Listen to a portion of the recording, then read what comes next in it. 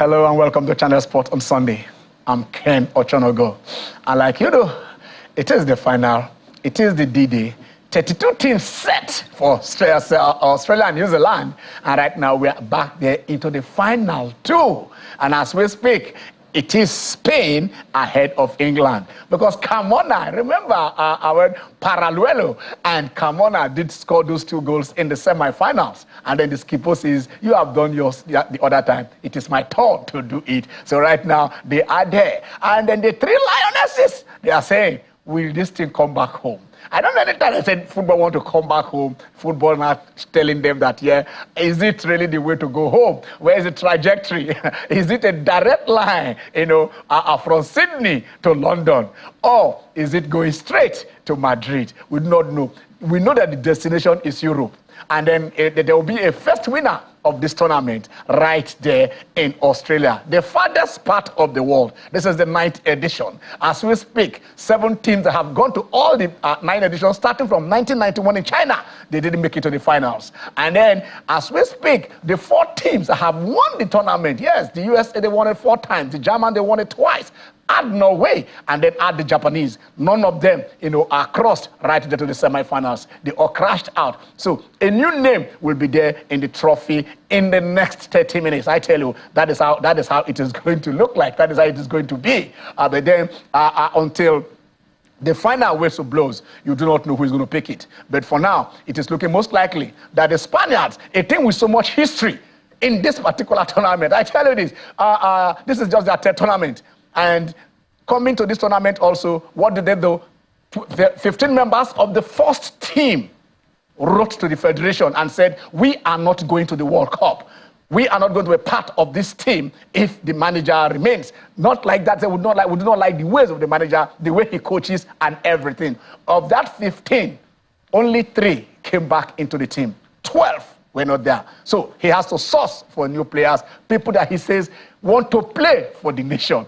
And then, yes, as you see, all this is history. Remember in 2002, when Felipe Scolari won the World Cup with Brazil. The man, when he was given the job after Luxembourg was asked to go, three managers tried to qualify Brazil for the World Cup in 2002. And he said, Romário de Farias, please, can you call? Romário said, I'm injured. I can't make it. And 2 days later, Romário was playing for his team. And the man said, Romário, you are not going to the World Cup. The Brazilian said, Romário, Scolari takes Romário to the World Cup. The man said, no. When I needed him, he did not come. He dropped Romário, he went to the World Cup, and he won the World Cup. Would that be, with history repeating itself right there in Australia? They will tell us in a few minutes' time. But also today we know that, yes, by last week we were crying.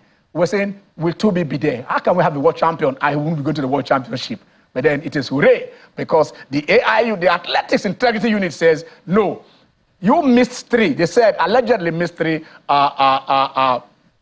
tests, so that would have been enough for us to ban you. But having looked at the circumstances, of course, they've not given us the details. They said right now, you can go to Budapest, you can go to Hungary, you can go to defend the title, you can go to represent more than Nigeria, and she will be there. What a relief to us, but then also for Tobi, it's time for you to have a good management team, and let's see, so that this one will not happen again.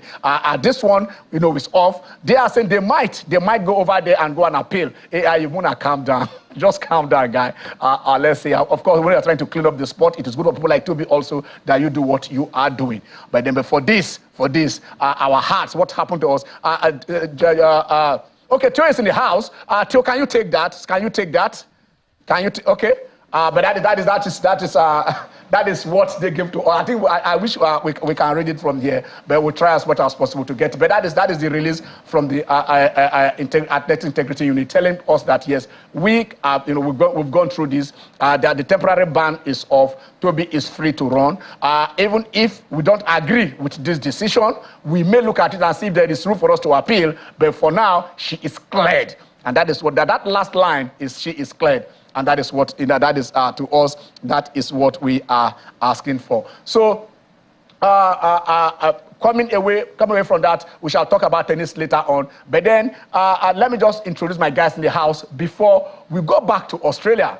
And then I get a report from Sisi. Tio? It's good to be back, Ken. Talking about Tobi Amusan, I'm so happy for her. We talked about the fact that, yes, we are trying to keep the sports clean. Very, very important. Yeah. But then again, we shouldn't throw away the baby with the bathwater. Yes. I understand that they have to try and be very, very strict with their rules and not basically get her to run and all of that. But I'm so happy that she has been cleared. She'll be running, but I think this should serve as a deterrent. Tobi, please try not to miss any tests moving forward. Very, very paramount. Okay, do you introduce our guest? Of course, why not? I saw him for the first time when at the Hotel, obviously, the basketball, the pre-Olympic qualifiers holding at the Hotel Convention Center. And it was the energy for me. Ejimofor, anytime he held on to the ball, you could tell the whole crowd just went crazy. Yeah. Everybody went, and I was so impressed. And I just mentioned that we had to get him down here. Yes, the Tigers ended up losing both games, something we're still going to talk about. But we're so glad that you're able to make it down to the studio. Welcome. Thank you so much. I'm happy to be here. So we have Ejimofor Nosike in the house. Yeah. You get to meet him, you get to make your calls. Let us just keep it at bay, just so that we have a tiger in the house. Yes. So let us now go see. And Sissy sent us a report about what is happening in the world of female football. Let's take that before we hear directly from Sissy. Sydney is the venue for the second FIFA Women's Football Convention. This year, the focus is on the success story of the 2023 FIFA Women's World Cup. 2 million spectators in the stadiums, full houses everywhere, and 2 billion all over the world watching. When you see some of these beautiful stories which were written at this World Cup, speaking about Jamaica, speaking about Nigeria, we need to go for equality, but we have to do it for real. And you, here in this room, all the women in this room, you have the power to do it. The ripple effect of this success is beyond what co-host nation Australia imagined. The Secretary-General and FIFA introduced your women's football strategy in 2018 with the aim of having 60 million females competing in 2026. Well, Madam Secretary, after this tournament, rest assured you will have at least 1 million Aussie girls helping you reach your goal. Many of you in the FIFA Member Association here present have followed our example and launched your own strategy for women's football, because the strategy tells us what the country is trying to achieve and what we can do as FIFA to contribute. Botswana is one of the African countries reaping from this benefits. I think we've made strides in 3 years. There has been so much growth in terms of increase of mass participation of the girls playing, in terms of training our coaches, developing the administrators in the countries. So I think Africa at large needs to take this opportunity to apply for the programs of the FIFA Women Development Program so that they can actually use this program to develop the women's game in their countries. The transformation of the FIFA Women's World Cup resonates not just in Australia, but across the world. Being able to be a part of this World Cup, it's just been so inspiring, because the sky's the limit. When you have the stories of the bunny shop from Jamaica, or Oshawala from Nigeria, or Ashley from, there's so many names that you can now hear and see the stories on. And the most important thing is that now young girls have someone to look up to. What's really going to be important is what happens next. How do you use the excitement and the momentum of the World Cup to lean into your development, to invest in your clubs, to invest in the marketing, so you can say, you know what, the women that played in the World Cup actually play in our A-League. Delegates will lead this convention hoping to use the positive from this World Cup to strategize and commercialize women's football in their countries. From the International Convention Center in Sydney, Cecilia Morgan for Channel Television News. The women at it. I don't want to dispute this, but let's look. About 1.7 billion persons have watched this game. Over 1 million seats tickets were sold for this.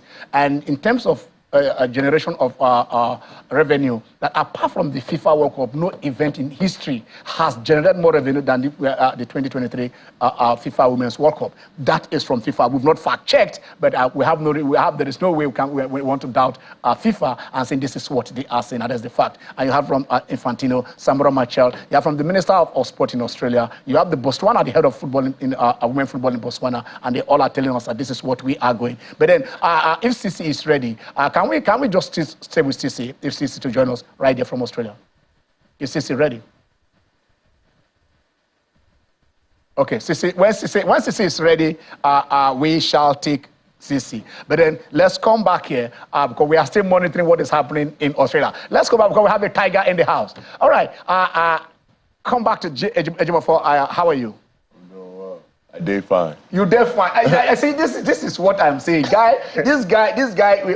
We open the line soon, but when I just started, Tani, why we knock this guy off? Ejimofor, what is it like before we go to who you are? What is it like being in the national team, being with other Tigers? It's a blessing. It's one of the best things God's provided me in this life, especially in my freshman basketball career. To be able to come home, represent my mother's country, my home country, and compete with my brothers on the highest stage is one of the most beautiful things, and to be an inspiration to the youth. You know what I'm saying? Playing basketball, the game I love, to motivate and uplift the youth to want to be better and chase their passion. So it's just a real feeling that I'm very thankful for, that all my hard work has been paying off for me to get this opportunity for my first call-up. This is your first call-up. What is it like? I mean, when you got your first call-up, that, you know, did you ever think that, you know, when you started playing basketball, let's just start from there, that you will one day be representing Nigeria as a Tiger?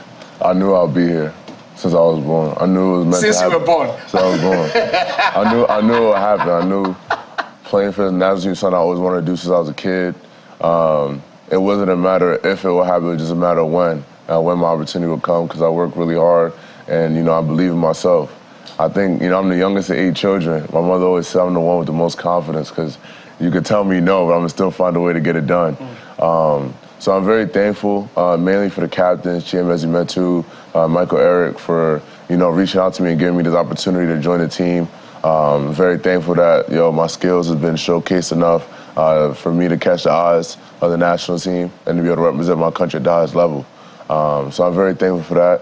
And, you know, to have the opportunity to come home, bring my family together, because I have a lot of family back east, but they never see me play in person. Okay. So for them to see me come home and play in my home country, it was the first time I've ever been to a basketball game. It was a great moment for my family. Where exactly in the Far East are you referring to? Anambra. Anambra? Okija, to be exact. Okija. Okay, so then for those of you in Anambra, for those of you from Okija, we have an Okija son in the house, a Tiger, representing the Tiger. Then Ejimofor, let's go back to the beginning. Your early years. Who was Ejimofor of how, when as far back as you can recollect yourself, probably your 5, 6, 7, 8 years, what was happening then? Life before basketball was real humble. My mother immigrated to the United States in 1978. I'm the youngest of 8 children. I grew up in a single-parent household. My dad wasn't really around. During that time, we lived in the projects in New York City. When my mother was pregnant with me, she decided to put herself to school and she became a nurse. When she became a nurse, she worked 2, 3 jobs to get us out of the projects, get out of bad neighborhoods, and to provide us a better life. Those are the things I'm most thankful for, because if she didn't make those sacrifices to work hard and to move us into a better neighborhood, how many of us would still be here today? You know, we lived in a life in a neighborhood there was a lot of crime, a lot of violence, which many kids here in Nigeria can relate to. But I'm very thankful for my mother, for her and her work ethic, because by her moving us to a better neighborhood and provide us an opportunity to have a better life, and, you know, we're reaping the benefits of her decisions. All my siblings are nurses, doctors, professional athletes. We're very blessed, all 8 of us, because we know what it took to get to this point. You said your mother became a nurse, which means your mother became a nurse at an advanced age. At 40? Age 40. Age 40? Yeah. That's why she became a nurse. Mm-hmm. Before then? Before then, she was raising us, housewife. Then my dad left, he wasn't around. And, my mother could have complained and been like, oh, I don't have a husband, I did provide, but, you know, she didn't do that. She never complained. She just found a way to get it done and work hard. And I'm very... brought up 8 of you? 8 of us. How many? Four boys, 4 girls. Okay, equal, that is 50-50. Yeah, 50-50. yeah. Very, you know, it was a balanced household. But, you know, I'm very blessed to be the youngest because right after my mother became a nurse, we started having a little bit more money, so she was able to take me back to Nigeria. So many of my childhood summers, I went to Nigeria, went to the village. This is my first time in Lagos, actually. And I spent time with my family because she was very important for us to know. Even though we didn't have money in the U.S. and we lived in bad neighborhoods, she wanted us to know how important it was for being Nigerian. We're strong people, confident people, very intelligent, and we need to have confidence in ourselves. And I feel like that, having that foundation, being raised in a Nigerian household, it helped propel me to be successful. I don't know, there is this thing I had, I don't know if it is true. Ejimofor, were you an apprentice welder? Yeah. I don't know. Can you tell us, can you? Guys, I just want you guys to listen to this because, I mean, I don't understand it.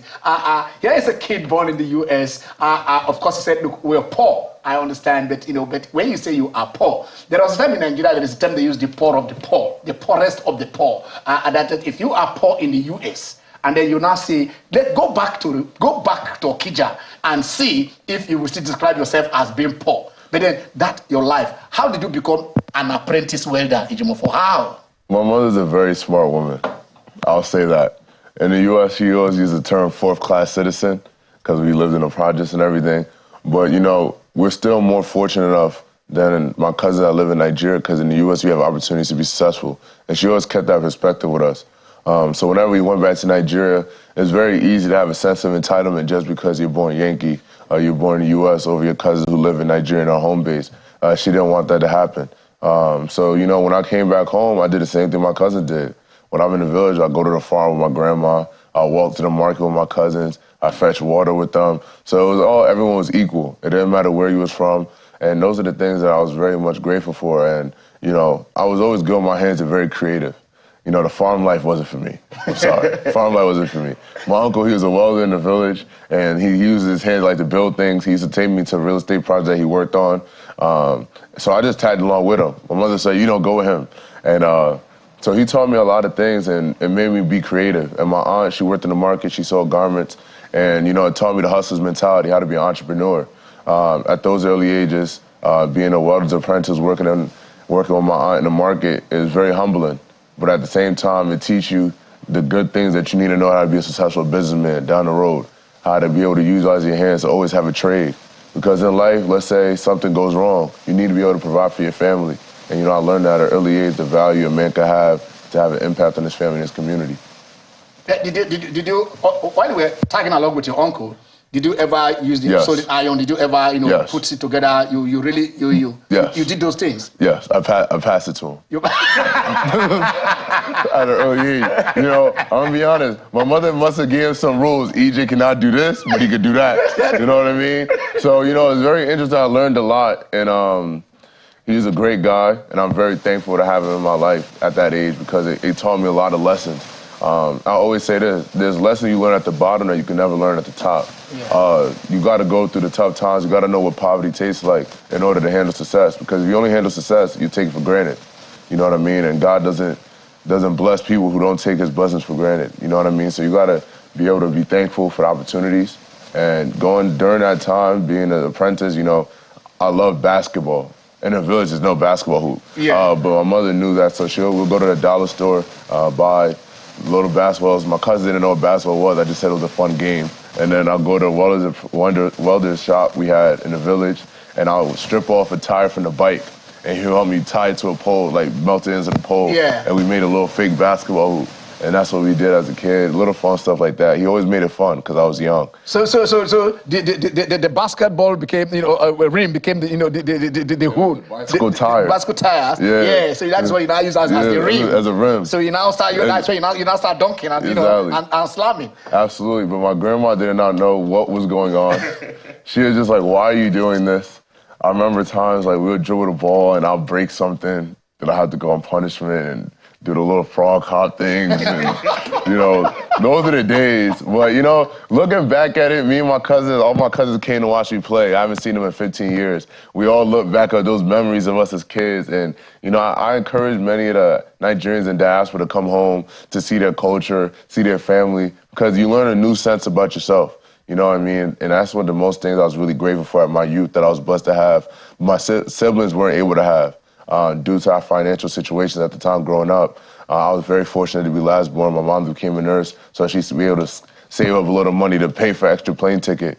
But for 8 kids, 8 plane tickets, that's a lot of money. We ain't have it.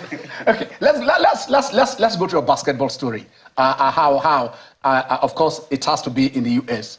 There is no other way. And if you are there, it is either basketball contending with every other sport, or you want to go into boxing or athletics or whatever. But the basketball is where you look at it, where the real money is as a team game. But let us go to your journey as a basketballer. How did you start? I started at an early age.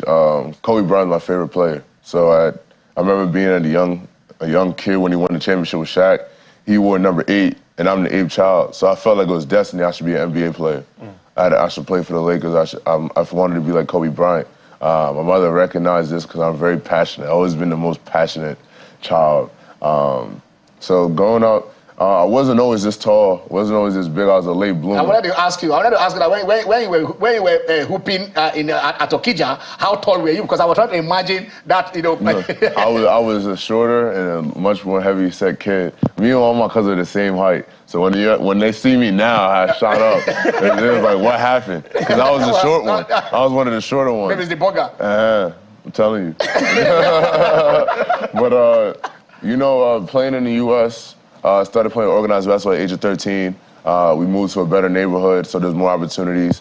By the time I became 16, 17, my body didn't really come full yet. So when it was time to get scholarships, I didn't have any scholarships after finishing secondary school. But I convinced my mom, I said, Mom, I just need a fair opportunity, a fair chance.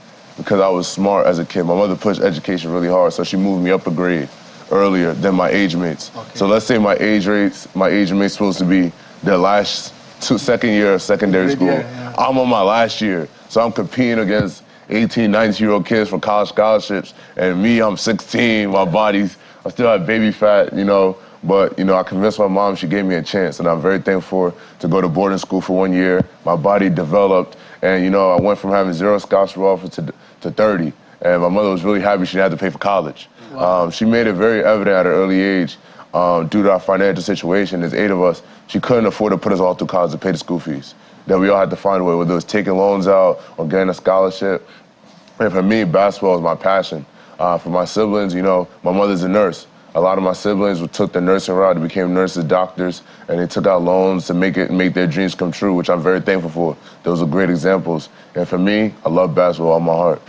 And my mother. So you played for your secondary school? Mm-hmm. You played for my secondary school, and then one of the coaches in my neighborhood made an Adidas team, a team sponsored by Adidas, and we traveled around the whole U.S. playing against the top players, top teams. And on there, that's when I started to blow up and get more notoriety, and school started to see me. I started getting scholarships.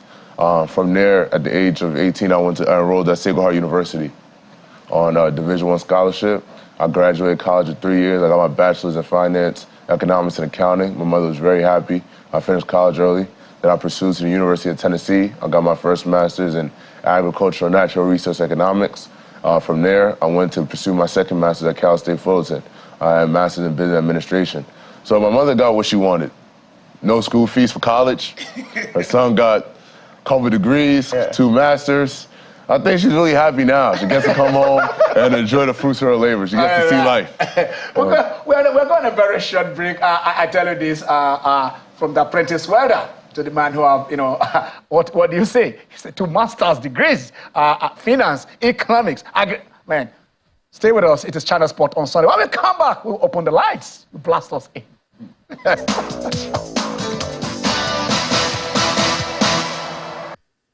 the 2020 appropriation bill for, that was given for the Ministry of Youth and Sports. And let's see the figures that are there briefly before we go back to the sport policy and look at the obligations of the three tiers of government. From what you can see, who takes that? Okay, so for the Federal Ministry of Youth and Sports, yes. The 2020 FG budget proposal, which has been signed into law anyway. Yeah. Federal Ministry of Youth and there are 5 headers. Yeah. Federal Ministry of Youth and Sport Development headquarters. They have a total allocation of 7.2 billion. Yeah. Citizenship and Leadership Training Center has a total allocation of 1.3 billion plus. National Youth Service Corps, that's the NYSC, is taking a large chunk of it, 161.8 billion. Yeah. The Nigerian Football Federation, the NFF, is taking like a little above 1 billion, and the Nigerian Institute of Sport, which is supposed to be where the research exactly and training and all those things that builds the bedrock of the sport gets like 531 million.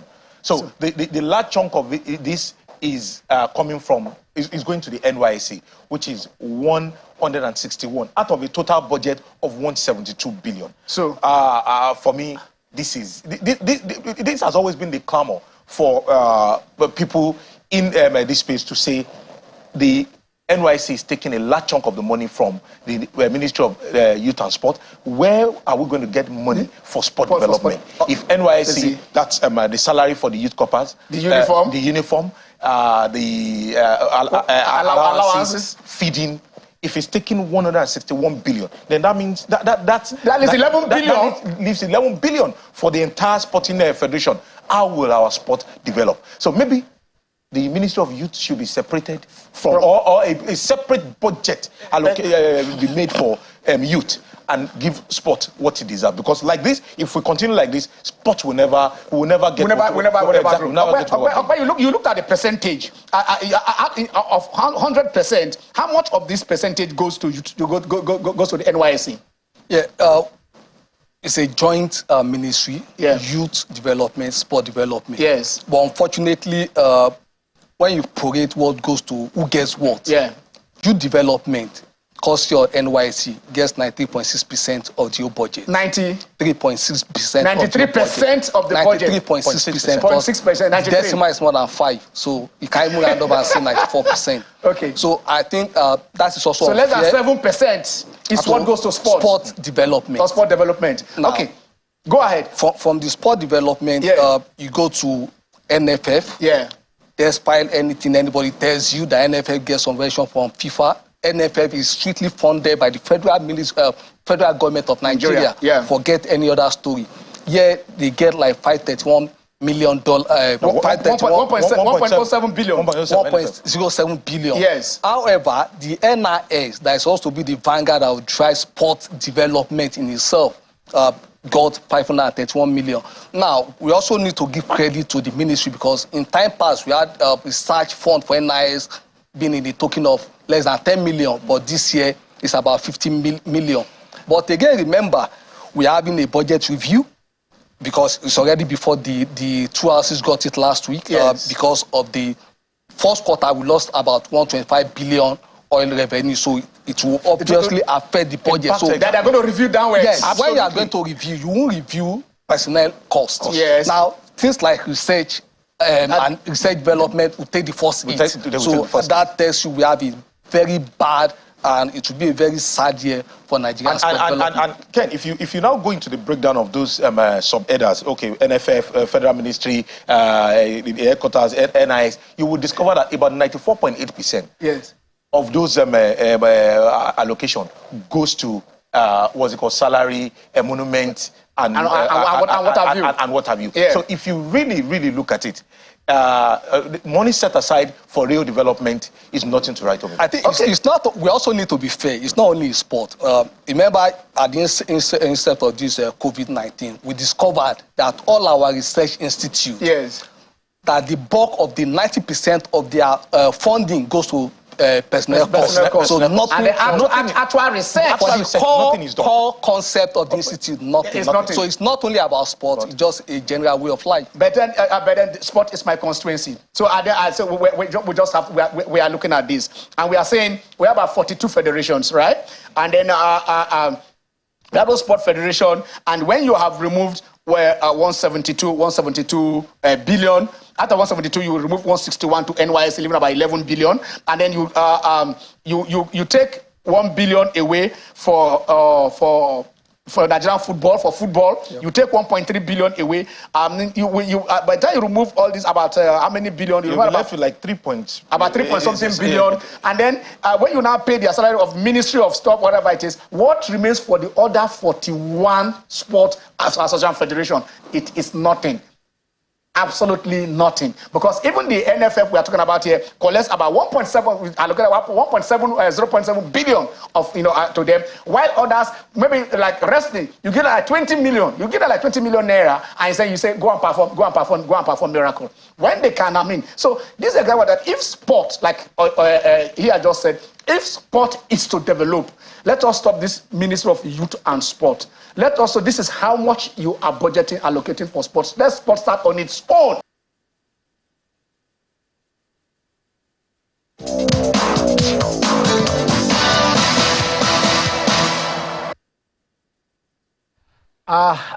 Sometimes they say, Ken, this is your advocacy journalism. What are you guys doing?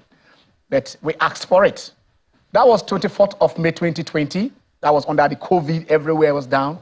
And we looked at it. Opa is not here. We are going to do it because we did it about, there are 3 or 4 other shows where we asked that, yes, the sport ministry must be separated from the Ministry of Youth and Sport if sport was to develop in this country. You guys, some of you didn't support us, but we know that when the fruits are done, we asked this under the president of Muhammadu Buhari.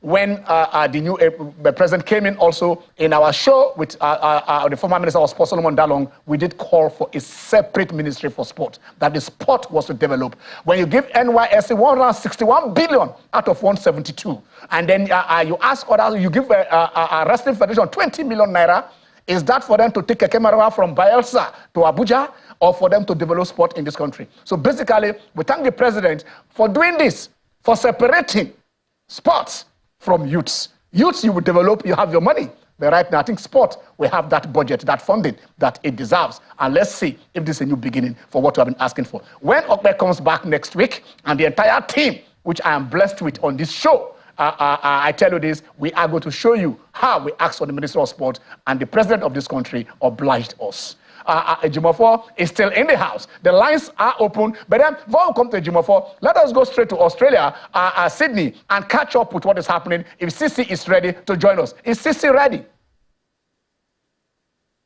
All right. When Sisi is ready, you call our attention. But let's come back to Ejimofor here. I think I know why Sisi is not ready. Yeah. The game is still 1-0. They're in the 91st minute. Already in the... Sisi even wants Spain to win. My point exactly. So she's probably so engrossed in the game.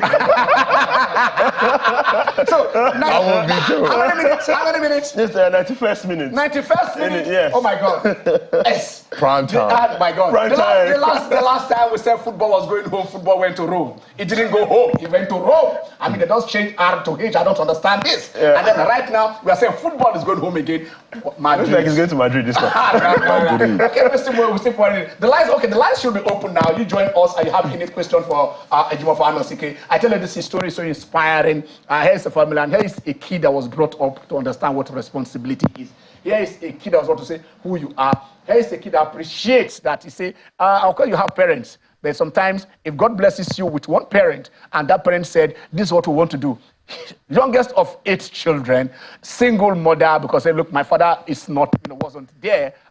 No guys, we're not, no shades anymore. But we're talking about reality here. And then he's able to, take those obstacles, come back to his roots, identify with where he's coming from, go back. The family value and all that. And today, that is why we are here. We are here because his story is inspiring. It is not just because he's playing basketball for Nigeria, representing Nigeria. He was a welder apprentice, born in the U.S., grown up in the U.S., but came to Okija to be a welder apprentice. I mean, look, entrepreneurship. He said you have to fall back.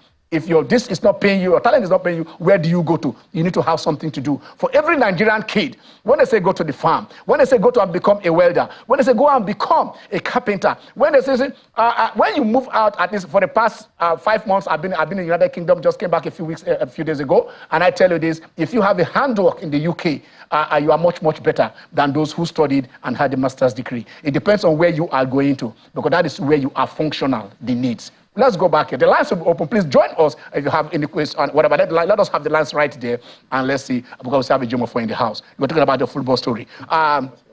Your basketball story. Sorry, we're talking about this is football. I know you guys call it soccer there, but Messi is there already, so there's a revolution. Maybe probably you go to Florida to go watch Inter Miami and watch them play. But then let's look at this. You didn't throw education away. You were just, before we went on break, you were telling us how many result.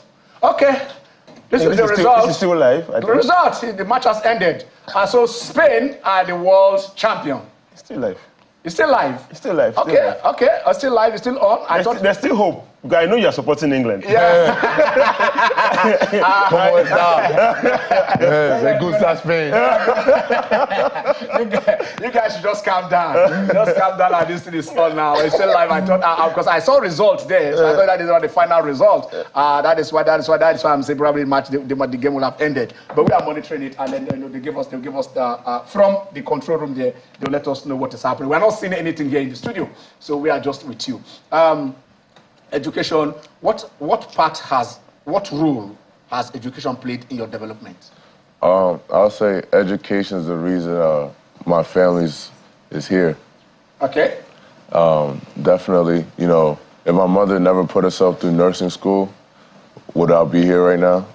I'll probably still be in the projects in New York City doing God knows what. It's because of seeing our mother's hustle as a kid and her stress education that we all had high standards of education. Like I used to say this, like we were so poor, the only thing we could afford was to dream. And you know, the dream was to be successful. So I'm very thankful that my mom and my siblings, they push education before sports. If I didn't get good grades, I couldn't play basketball. So, you know, I utilized education to help my basketball career. Grades gave you your scholarship. Yeah, it gave me the opportunity to play. Yeah. My mom, she don't play with school. You know, she doesn't play when it comes to school. She will take you out of basketball if you don't get A's. Exactly. So, you know, I learned my lesson. I had a little hiccup at one point, and she never had to worry about me again. So, you know, when it came to university, getting my degree, that's something that she's really proud of, more than in my basketball career. Mainly because I sacrificed and I put a lot of effort in my education.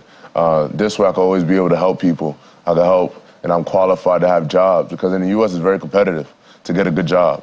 The same thing in Nigeria, it's very competitive. You got the degree, but you got to compete with the best of the best, and I'm very thankful that I was able to qualify myself and take school very seriously. Okay, let's go to Sydney. Let's go to Sydney. Because we have Cecilia right there in Sydney. Cici, are you there? Yeah, I can hear you, boy.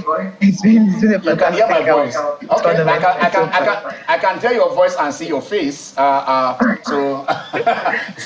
actually at the media center right now. I'm at the media center, so I had to leave the stadium quickly. I run into the media center. So you go back to prepare. Of course, you have to join the media. Part of the just question. have like say 5 minutes.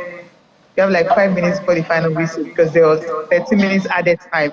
So they played 7 minutes out of that. So you have 5 minutes for the final whistle. As you can see, Spain is still leading by a lone goal, that 29th minute goal that was scored in the first half. That's what still separates them from England. And of course, seeing that England has made a lot of changes. Bethany England has come in. I know anytime she comes in a game, somehow they know how to hold on and then see how they can equalize. But I don't think it's going to happen in this particular game, because the stadium is buzzing. And as usual, you have 75,784,000 people right there at the stadium. So that's a lot. That's huge. And it's not even a host nation that is playing. And that's what we've seen that has been consistent with this particular World Cup. Whether Australia is playing or any team that is playing is always filled up. And of course, you know, it's half filled, because let's just say 70% of the fans of the stadium are rooting for England to win. But the Spaniards also are not letting it out, because their fans are also at the stadium. And of course, when that penalty was given, we could see the boos coming from the English fans. But then, I mean, Ejimofor somehow because we are in the studio. Hello, Sisi. to always take the penalty. But if the penalty was weak, she just couldn't convert that. And of course, that's why it's still 1-1 and still 1-0. You know, Spain is still leading by a goal to nil. So the final whistle, I'm trying to look at it now. The final whistle is about to sound. So, Ken, I know you're supporting England, but from all indication, you're going to be having Spain winning their first ever Women's World Cup. So England will have to wait for a while to get that. All of you are supporting Spain. All of you are supporting Spain. I mean, I don't know why you don't want this football to go home. But I never knew there was, you know, we were in the studio where, I didn't know that England was given a penalty. If not for what you are just telling us now to update us on that. So in the next few minutes, you'll be leaving us to go to the, back to the media center there so that, you know, you guys can give your interview. I think, anything you want to add? Anything you want to add before you leave? I think it's a story for me. I mean, check the Spanish team, for instance. I mean, on the 17 World Cup, on the 20 World Cup. And they just want them to complete the treble. I mean, they can complete that and just be the first nation to do that. England did that on the 17 or the 21 level, but they couldn't win the World Cup. I think Spain is trying to do it at the women's level now. If they can do that, that would be fantastic, really. We just want something historic, something new. And you've seen some of these players who won the under-20 team. We're talking about Salma. She's also part of the squad. So you just want that good story. And Spain, we know how distracted their team actually are now, with some of them not actually liking the coach, writing to their FA because the coach, I mean, there are a lot of things going on in the Spanish camp. But if they can win this, maybe all the things they want, all the things they've been requesting for, from their FA, they will respect these girls and ensure that the things they're demanding, fair play, respect these girls, they will be able to achieve all that. I think they need to win this trophy for them to be able to achieve that, really. Can you clear this for me? Was the penalty awarded to Spain or to England? The penalty that was saved? The penalty? No, it's about respect for the players, for instance. No, I'm asking about the penalty. The penalty. You said it was a penalty. The penalty was a handball. Yeah, it was a handball. Jennifer also played the penalty, and Herbs, as usual. You know, Mary Herbs is very good in saving penalty. The penalty was a bit weak, not like a bullet. So all right. It wasn't a bullet. It was just a weak penalty, and Herbs, she was able to save the penalty that was given. All right. So I thought it was England that they were awarded the penalty. I didn't know they wanted to, make it. It was Spain that won the penalty. They wanted to make it 2-0. Okay. All right. Okay. All right. Thank you, Sisi. At least as it is going there, I thought probably you would have just given us the final score, but then you just have duty calls. After the final whistle, if the show is still on after the final whistle, I'll join you. All right, okay. Oh yeah, that we'll take your word for that. All right, my dear. Okay. I'm stylishly looking at it. Okay, good. Stylish. Don't do the stylish. Go and look it with your old eyes and your old chest. Go on there. Go and watch the show, and come back to us when the final whistle blows. We're waiting for you. All right. All right, Sisi. All right. That's Cecilia. She's there in Sydney. Following the live. She's at the stadium right there. And watching it. And then so she just came out to come and give us the update. Yeah, you're talking about the fact that Spain had won the under 16 and under 20, and then look at them now possibly going on to win the World Cup and win the treble, like Sisi rightly puts it. You're only able to achieve this if you're able to invest in your leagues, invest in the youth, making sure that there's a carousel whereby they can grow and get to a level whereby they can represent the country at the national level. And it shows that everything that they're achieving right now, it's not by mistake. It's not by accident. You know, it was planned, it was prepared for. What's that music? Not by mistake. No be a mistake. Yeah. Not be a mistake. You know, so it shows that it wasn't by accident. They planned, and of course, they are here. And if they win, they will be deserved champions as well. No, I know it's not what you want. I say that again, but sometimes your wish, your wants and reality it is beautiful. The Spanish story is a beautiful story, like we said. Look at where they are coming from. This is just their third World Cup. Yes. Nigeria has gone to the World Cup 9 times. You understand? People say it is not how far, but how well. Are you getting me? I mean, their league started just 7 years ago. Nigerian league started over, about 20, 30 years ago. We have our leagues in a female league in Nigeria. You understand? So you from 1991 to now is how many years? That's 32 years. Good. Yeah. So by 1991 we already have our leagues. Yeah, because from the league, from our league that we went to the World Cup. So 95, 99, all the way to now. But look at the Spain. They just started, and then here they are. Their youth team, same thing they did. That is where they are. England also went to borrow from the Spanish, and then when they copied it, they didn't argue. I saw the document and I read it. They said, look, what are they doing? How did they pick players from age 3, age 5, teach them to enjoy the game first before you talk about tactics? They don't teach them about tactics until when they are up there. Just hold on to the ball, possess the ball, love the ball, be in love with the ball. That is what happens. And that they resulted in England winning under 20, England winning the under 17 and under 20, and got to the semi-final of the World Cup. And here in Spain also, there are women. And they're also European champions as well, England. England, of course, European champions. That's what they were talking about, even their male team. Their male team, yes. Because of how much they were spending. You understand? So basically, everything is set. Thank God we have a new sport minister, we have a new sport ministry. I think this is the time to start. And there are documents. If it is document, Minister John Eno, if it is document, there are document with President Goodluck Ebele Jonathan. They did that retreat after we came back from London in 2012, where we had 0 gold, 0 silver, 0 bronze. It was nothing in 2012. They did that retreat. They came out with a document, and that was when Muhammad Buhari also came in, and under Sunday that as Minister of Sport, they also went over there. Brought a lot of Nigerians. They came out with a document where they said, okay, sport has to be a business. And so the documents are there. All you need is call for this thing, and then have capable hands now who will go over there to direct it. And then that it is not too early. It is not too late to start. Yoruba said that when you wake up, like it's your morning. I don't know how the time you wake up is your morning. So this is our morning. If we've not started well, we can't start well. If Spain started 7 years ago and they're catching up with teams ahead of Nigeria that have started donkey years ago, then why can't we restart again and see where that will take us? Ejimofor, back to basketball. This guy, his story is what we want to hear. So. Let's come back to camp. You guys were disappointed. Nigeria host team, and then you played Senegal, you played Mali. What really happened? Was it the inexperience? Was it not coaching? Was it not enough time to gel? You guys just came in, and what will you attribute, our performance in the system? I always had this quote, is like when you don't get the result you want, you got to reflect on your preparation. I feel like we just got to prepare better for the next time because we played 2 really good teams. Got to give Senegal and Mali their credit. They have talented players. They all play abroad as well. We went out there, competed, we fought. We was in the game. We had the leads against Senegal and versus Mali. So the talent was there for us, you know what I mean? It's just about us gelling together because when it comes to winning games, it's the closer you guys are, it takes you over that hump when tough times come. But, we had a lot of young guys coming in. First time the team was together. Like I said, Nigeria has always been known to have success in basketball due to the culture that has been with all the OG guys. Okay. Like Diago. I want to also take. I think we have somebody trying to reach us from Abuja. Hello. Yeah. Hello. Yeah. Good afternoon, Romanus. Good afternoon. Good afternoon. Can you stay away from your telly or kill the volume of your telly while you listen to us with your phone? There's too much echo. I should increase or decrease? Reduce the volume of your telly. Kill the volume. Okay, I've done that. Listening I've done that. Then stay away from the telly. I've done that. All right. Okay. Go on.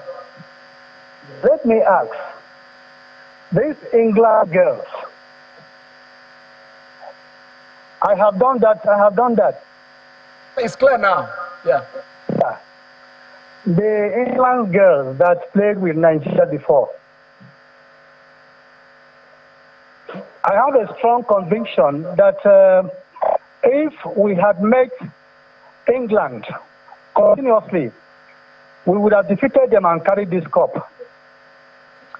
Because from all articulations, the Super Falcons did what I never expected in my lifetime. It was quite unfortunate that that match went the way it went with England. I wish to say that the coach, as at this time, they should concentrate sincerely and seriously upon the attacks of the Nigerian side. We should be thinking of how to be scoring goals and goals upon goals. If we had gone up to this extent, there's no how Nigerian girls would not have brought that cup to Nigeria. And I wish that in the subsequent ones they would do well. But from the look of things, in this match today, I don't know. I still have a strong feeling that England may still win the day. I think Spain has just won. Oh, wow. Then I just came back to the telly. So, how many goals? It's a lone goal. I think that is a lone goal. The other goal. I think the Spaniards. Lone goal. Well, I followed the Indians in the first half, but I was watching them believing that they were doing well. But it's still okay. Congratulations to them. To Spain. Okay. Yeah. Thank you very much. Yeah. All right. Okay. And let me congratulate you guys in the house. I mean, you guys are not shaking your hands. Gracias. Don't worry. It has not gotten home now. Football is on its way. Okay, that's the result. That's the final result. Spain, England, 1-0. So La Rojas, as they call them. They have a beautiful story. But by next week also, we will tell the story of the Spanish team. We'll tell the story of the English team.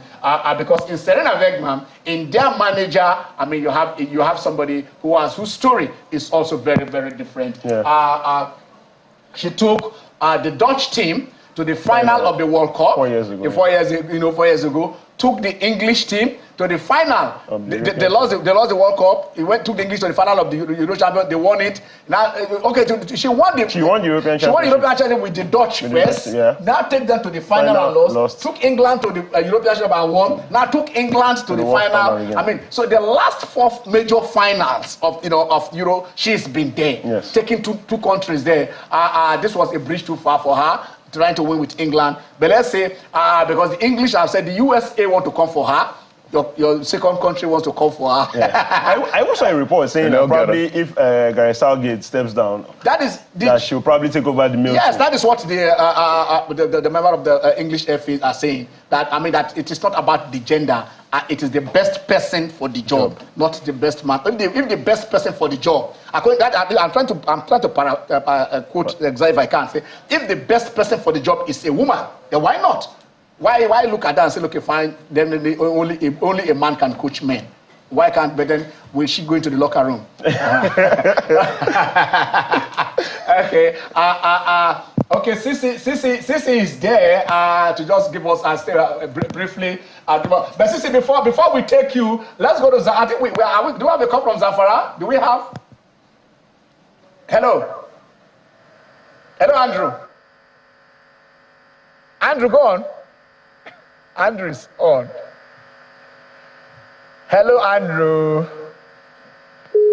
Okay, all right. I will lose that call. So let's go to Sydney because Sisi is there. Sisi, congratulations.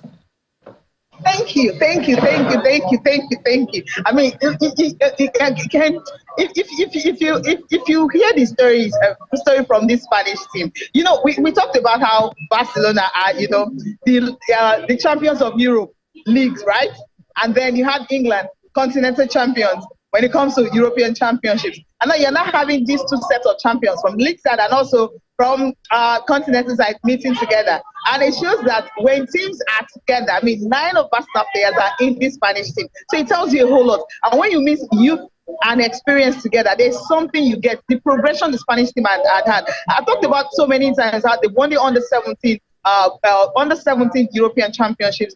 They won the under-17 World Cup. They won the under-20 World Cup, and now they are the winners of the Women's World Cup. Now, Germany happens to be the only country that have won, the Men's World Cup, and also the Women's World Cup, and also European Championships. So Spain has done something like that too. Men and women European Championship, they've won it. Although in terms of Europe, they haven't won European Championship, but this is something they'll build up to because this crop of Spanish players, despite what's going on in their camp, despite the issues they're having with the coaches, and the FA doesn't even respect some of these players, they've gone ahead to prove that, yes, you need to respect us. Respect the name. That alone is something that I'm really glad for what this crop of girls have been able to achieve. So everything they've been fighting for at league level, at national team level, I believe the Royal Spanish Football Federation right now will have to come and sit down with these girls and give them everything because obviously they deserve everything you can think of. This is the English side that we thought they were unbeatable because of the way they play. And everyone has been talking about how if they had lost to Nigeria, the Super Falcons of Nigeria would have been in this same final because they happen to be the only team that could hold on to England. But Spain were able to do that tonight. They scored early goal, and after that goal, they head on to the goal. And Jennifer Hermoso, their best player on the pitch, missed a penalty, but that did not even deter them. They went ahead to win the championship. So it shows that yes, they were the champions. And congratulations to all these fans, especially the ones that travel, because they play most of their games in New Zealand. So some of them had to travel to Australia to support the team. Yes, the stadium is filled up with English fans, but then Spain have been able to prove that yes, that's why the numbers they also can overcome. Thank you very much, Cecilia. We are going on a short break, and I know all these ones are brought to us courtesy of Stanbic IBTC. They have made it possible for us to have Cecilia right here from Australia. We hope to have Cecilia back right there in the studio, but maybe let her remain there and see. Probably before we close the show, we must still have her. Let's go on a short break. We'll be right back.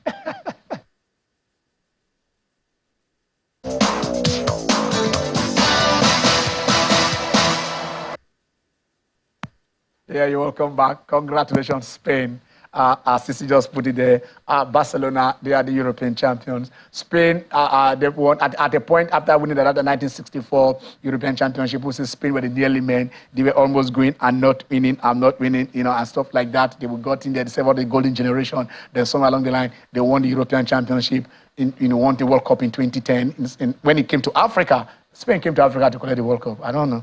But Nigeria was supposed to win that World Cup. But what? I was going to just something. Yes. Remember in 2009 when it seemed like Barcelona dominated the whole world, and then the following year, 2010, Spain went on to win the World Cup. Yeah. Then look at Barca last season, going unbeaten. That's Barca Feminine, the female team, going unbeaten in the La Liga, winning the Champions League, and look at them now.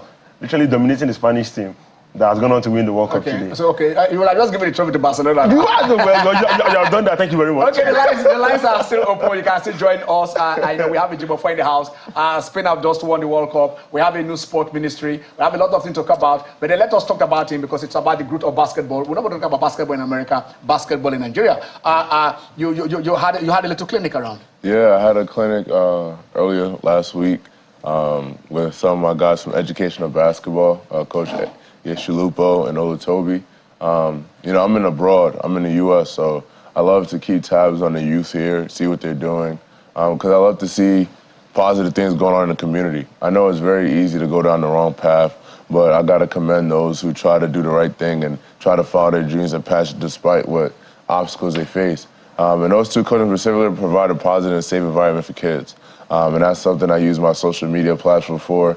If you follow me on Instagram, YouTube, and all those things, you see everything I post is try to be uplifting and motivational and even have a sense of humor. Just something so kids have a positive space to look at. Because I know when I was a kid, just positivity and being around people who are genuine and had good intentions helped me get over the hump, especially in life. So yeah, I had the clinic in Lagos. It was very nice. About 15 kids came. One kid in particular didn't have a pair of shoes. A really tall kid, actually. And but he was lucky. He wore the same size shoe I wore, so I took off my shoes, gave it to him, and I ran the clinic in my socks. That's beautiful. That's beautiful. So he was very thankful because it was the first pair of new shoes he got in a long time. But mainly just, for me, it's always God blessed me to have the opportunity and the talents I have. My mother always told me when God blesses you, you got to take that blessing and create opportunities to bless others. So day by day, I try to do that. And I'm very happy to have an impact on children's lives here in Nigeria, my home country. Okay. Basketball in America, even how early? I mean, of course, we say call it basketball. But before call it basketball, at secondary school level, how is it like? At primary school level, how is it like? The same way you described how Spain have their camps. You can start at 3, 5. You can play basketball as early as you want in the U.S. I feel like the infrastructure in the U.S. is for sports is very unique as far as they create opportunities for every kid. No, whether you're poor or you're rich or you have money, you don't have money, there's always a place you could play if you find your passion. And I feel like you could cultivate your talent and make them find their true potential. And you could be able to reap those benefits when those kids go professional and represent their country at the highest level. For me, looking back, I'm blessed to be a Nigerian born in America. I get the best of both worlds. I'm a Nigerian in character, Nigerian in body, but I benefit from the American system. Not many kids had those opportunities, especially back home here. We're a country with 220 million people. You can't tell me you can't find 10 gold medalists, 10 diamonds in a rough. I feel like if you give those kids opportunity and you make a system where they could benefit and grow as players and all types of athletes, hey, the sky's the limit for this country. And I'm already seeing it now, especially with NFL Africa. I have a few of my friends that are playing, and it's their first football game ever. And they're having a great success now in their rookie year. So shout out to those guys, Kenneth Odumegwu, David Aoa, Chukwuemeka, Godric. Those guys, they're putting on for Nigeria in the NFL in their rookie year. We have, okay, let's go straight to Niger State. Hello. Hello. Yeah, go on. Yeah, true. Yeah, good afternoon. Good afternoon. Good afternoon. Good afternoon. How are you doing? How is work? We're fine. Let's hear you. Let's have your contribution. We have Ejimofor in the house. He's a tiger. Yeah, I really want to commend you, of course, I guess, Ejimofor there for, I'm fine. Yes, all right. I want to really talk about the Spain and England final. Okay. I think the Spain, just like what the other man said, they have been doing well. If you watch their game in Barcelona, they dominated the Spanish league, the women, and today, they have made the Spaniards are very, very proud by winning the World Cup. So I think they really deserve to win because I think they played better than the England team. Okay. So any word for Ejimofor here? Yeah, I want to tell him to just keep it real, and he should know that he has a lot of mentors out there that really want to be like him. Okay, and that is what he's doing, keeping it real. You can't. Yes, you can't I also want to wish him the best of luck. He should keep it real, and of course, more especially Channel TV giving us the best of sport in Nigeria. Thank you very much. We'll keep on doing that. Okay, Ejimofor, where your trajectory? What next? The NBA. The NBA? Yeah. It's gonna happen. It's gonna happen. It's gonna happen. How soon is it gonna happen? So. Sooner than we think. Yeah, everything I say I'm gonna do, I do. Yeah. It's not a matter of if, it's just a matter of when. I know I just gotta keep working hard. The opportunity present itself, and when it does, I'll take advantage of it and take it to the highest level. When it does, you take it to the highest level. I'll take it to the highest level. What do you think we should do here? We're saying Nigeria as a basketball nation. Forget that you guys didn't make this for some time now. The Tigers, after 3-4, 4 in a row, the Tiger themselves, you have this dominance. But let me ask you this: were you contacted by the federation, or was it your colleagues that contacted you to be part of the national team? Chiemezi Metu reached out to me. He wanted to assemble a team together that was going to be competitive and help represent Nigeria at the highest level.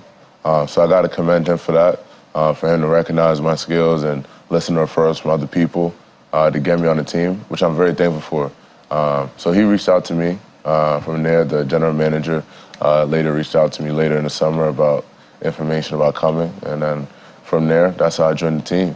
Okay. But when you guys came in, have you been in contact with the federation? Oh, no, this is actually my first call, so my first time, so I don't really know much about the federation. Okay. So I'm playing, representing Nigeria off a sense of pride. For me, that's what I do it for. I know there's a lot of kids watching who would strive to be in situations that I'm in. So I'm trying to just put a positive inspiration on the youth and utilize my platform and opportunity to help the next generation. Okay. I'm asking them, what about the logistics where you come? They sent you a ticket to come and be part of the team? Yeah, actually, while I was in Canada playing, I was in contract playing in Canada during the season this summer when I got the call that I'm on the national team and everything. So it took Chiemezi Metu to contact Canada on my behalf to get me out of my contract so I could play. Because Canada, the team in Canada, they didn't want me to come play for the national team. And I was adamant on representing my country. So shout out to him for doing that and helping me get here, because without that, I wouldn't be here. But yeah, so they sent me my accommodations, they sent me my flights and everything to get here, and then, you know, I paid for my family to come. I bought my mother's ticket, bust my cousins in. I bought like 4 hotel rooms. Yeah. I paid that all of myself. Wait. You came with your mother? Yeah, I flew in. I bought a plane ticket. Wow. You were not there, Ken. Because whenever he was on the ball, you literally hear his name ringing around the arena. It was just a sight to behold. Wow. Don't worry. We'll meet her. You've spoken so much about your mother, her sacrifices and all that she has done. And that is what we expect mothers and fathers to do, especially when the whole responsibility, I don't want to say it's a burden, it's a responsibility, is on one shoulder instead of being shared together. Basketball in Nigeria, how do you think we can do it so that that mass participation thing that you guys have natural as football come to us naturally? How do we popularize basketball in Nigeria? What ideas do you have that what we can do? Actually, I'm a part of an organization called Meta Africa Sports. This is something I've implemented throughout the continent of West Africa. I currently had a basketball league with 2 of my friends in Mali, with over 700 kids, boys and girls, 35 teams under the ages of 17 in Bamako. Some of the kids, the team on Mali that we played against, some of those kids that's on the team are through my program. So it's kind of funny, they said, so Nigerian guys in Mali helping run our basketball league. But I'm very thankful for that, and that's something I'm looking to bring towards Nigeria in the future. Because I think if you give the youth a positive outlet to do something, they'll take it and run with the opportunity and make the most of it. Yeah. For me, creating that kind of enrichment program for the youth up in Bamako, it was good, and seeing the benefits I have at the community, mainly because of the opportunity. 2 of my best friends are from Mali. So I was able to have that to provide a safe, private-owned league, 35 teams with corporate sponsors. It gives the kids something fun to look forward to. They get nice jerseys. I did a shoe drive where I raised over 1,000 shoes, which I'll be distributing around the continent between Nigeria, Mali, Ivory Coast, Senegal. But things like that, to create a positive youth league, that's the first and most important thing. The youth needs to have something to do to cultivate their skills and compete against one another. Because at ages 13 through 17, those are the very competitive stages that build the foundation when it's time to represent your country in your pro years, 24 and up, 21 and up. That's the first and most important thing I think that I'll help implement and be able to be the bridge. That's something I strive to do, be the bridge between Nigeria and other kids who strive to play the game of basketball, and especially those in the U.S. And can you replicate that, what you have in Bamako? Can you replicate it in Lagos or in any part of Nigeria here? Is it what are the obstacles you're seeing that you say we need to overcome this so that we can have those same thing here in Nigeria? I'll definitely say, Nigeria is very interesting. I definitely think I can replicate it. It's going to take a lot of work, and I have to assemble the right team of individuals, which I have to be vetted out very, very, very thoroughly. Because you want the right people, like you said, the most qualified person for the job. Yeah. You know what I mean? And I like to do things the right way. I don't like shooting corners. If I do it once, I want to do it right. So I think it's very fruitful I could have in Nigeria in the future. Right now I'm doing camps, and I help a lot of kids from Nigeria who move to the U.S. I help them in their transitionary process because they leave home for the first time. To get homesick. Yeah. So I feel like a lot of kids, when you leave in at 13, 14 years old, and you're probably not going to see your family for a long time, you get homesick. That is the most prime time where a kid needs a support system. And when those kids get to the U.S., no matter what the age, someone refers them to me, and I get them in contact, and I know people everywhere. So I build the support system for those kids, so at least they have the family environment, and they have the tools it takes to be successful. I've been doing that the past few years, and many kids have gone on to benefit and receive scholarships to the highest level.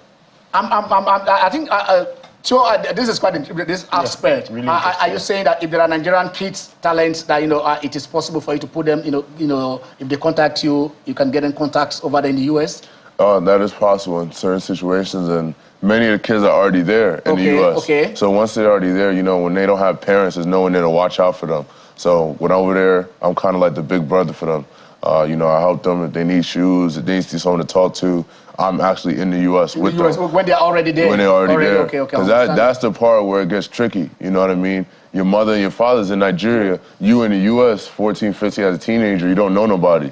So it's imperative you hang around the right people and keep good company, because it's easy you go off the wrong path. The wrong path. How earlier on you mentioned your mother, taking you guys to a better neighborhood. how does, you know, let's look at the other neighborhood that you were in. How does it affect a child? I always say there's two types of life, two types to raise a child. You can raise a child on love, you can raise a child on survival. When you're poor, you're raised on survival because you don't know where your next meal's coming from. You don't know this. There's a lot of different things that life's putting on you. So you don't really see the love growing up. So that's what, when you live in the hood and when you live in a tough neighborhood, it's just surviving the next day. You're just trying to live, you're just trying to survive. And you know, kids have those motives like fight or flight. They can't think too far, they can't dream because they might not even be able to be long enough to dream.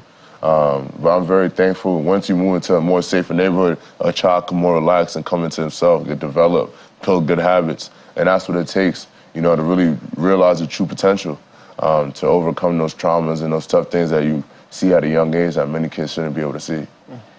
Okay, before we close the show, because I'm being told that, you know, the time is up, I just want to let you know that, yes, we did say that Cincinnati today, it will be Djokovic taking on Alcaraz. I don't know, I don't understand this. But then there is something exciting one.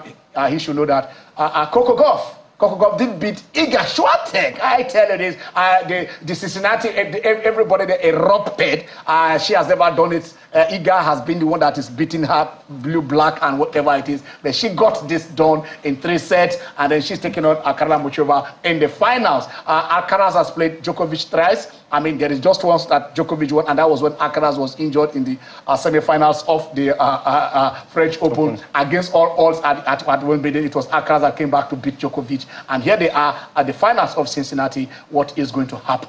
As we close the show, when do you think Nigeria can win at the Basketball World Cup? When? Can Nigeria win the Basketball World Cup? Yes, when? I believe. How soon do you think we can do that? I can show you, but I can tell you. As we go, yeah, I'm so glad that you're here with us today. And then, most importantly, I'm really grateful that now we've been able to separate both ministries, and hopefully we can get to work and live football, or basically sports, out of the doldrum. Absolutely. Absolutely. Yeah, absolutely. All right, it's been fun coming to you today. Spain are the champions. Ejimofor, an inspiring story. We still continue. We'll have to monitor him. We keep on getting in touch with whatever he's doing, and then see that, yes, not just are we a footballing nation, Nigeria, we are a basketballing nation. I'm Ken Ochonogo. Have them drop the pen. Have a blessed Sunday.